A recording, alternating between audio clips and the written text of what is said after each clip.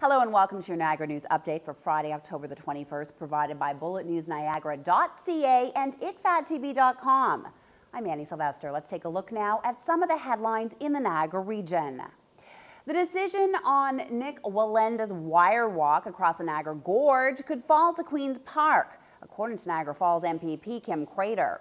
Crater and Niagara Falls Mayor Jim Diodati, both supporters of the feat, met with Walenda late yesterday afternoon at City Hall to discuss the stunt that can only happen with the permission of the Parks Commission. According to Crater, the Parks Commission has three options. They can say yes, no, or they could defer the decision to the Ministry of Tourism, as this is a unique situation involving two governments from two countries. The NPC remains firm, however, in not allowing the event. Stunting was banned more than 100 years ago. New York State has similar anti-stunting laws, but wrote a one-time exemption. As for the Canadian side of the border, Crater has suggested to Walenda to ask for a special meeting of the NPC commissioners so they can see the benefits of the event. Well, Sleep Cheap is back for an 8th year with a 7-figure goal in mind. The fundraising event that gives Niagara residents the opportunity to stay in local hotels at vastly reduced rates, with the proceeds going to charity, is looking to cross the $1 million mark this year. More than $845,000 has been raised so far.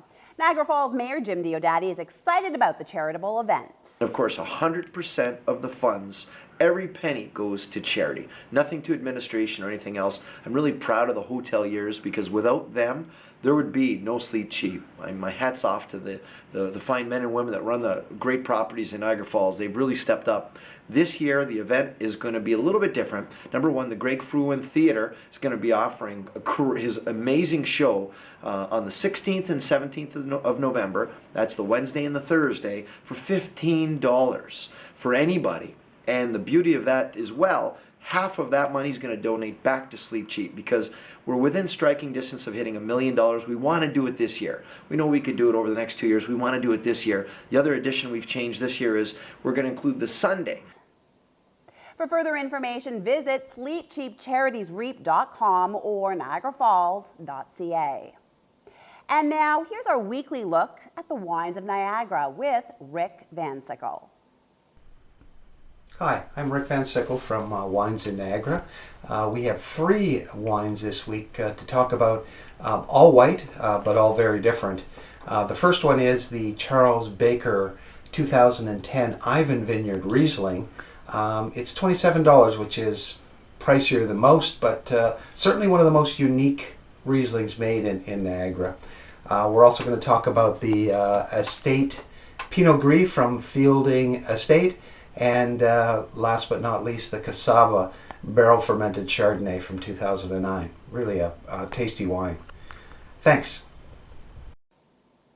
Niagara Emergency Medical Services has reviewed its response to a call for help at Greater Niagara General Hospital when 82-year-old Doreen Wallace slipped and fell inside the hospital's main entranceway and says they did their job.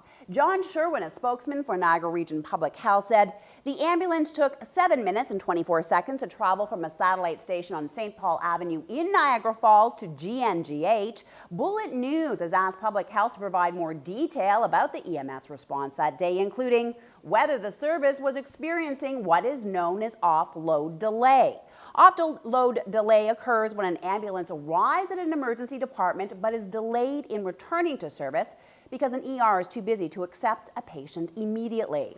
Public Health has yet to provide the requested information.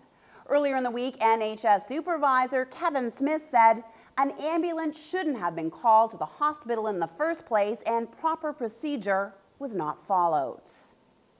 And that's all the news we have for you today. For all the latest updates in the Niagara region, go to our news site, bulletnewsniagara.ca. And for our video site, go to icfadtv.com.